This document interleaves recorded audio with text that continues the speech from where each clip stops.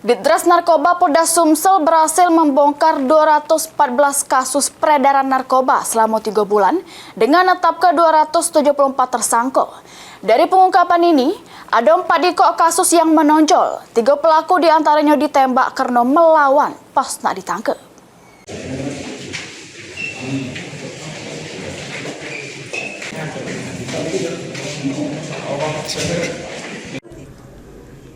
Keberhasilan Ditres Narkoba Polda Sumsel juru mengungkap kasus narkoba dari Juli sampai September 2025. 247 tersangka diamankan dari 214 kasus dengan rincian barang bukti 6 kilo lebih sabu, 18.000 butir lebih ineks, serta 149 gram tembakau sintesis.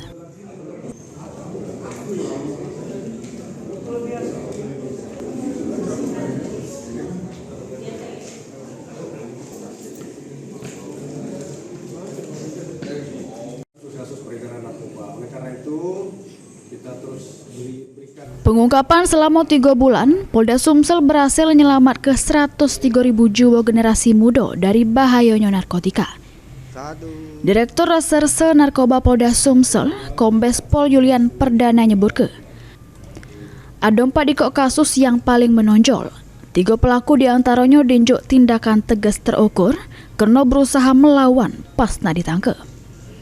Personel kita harus melakukan penembakan karena 3 tersangka ini melawan petugas. Itu adalah resiko kami di lapangan yang harus menjadi kewaspadaan juga bagi masyarakat. Ya, jadi memang kejahatan narkoba ini sangat erat dengan kejahatan-kejahatan yang lain. Polda Sumsel terus berkomitmen juru memerangi narkoba untuk menyelamat ke generasi muda di Sumsel. Mulyadi, PAL TV.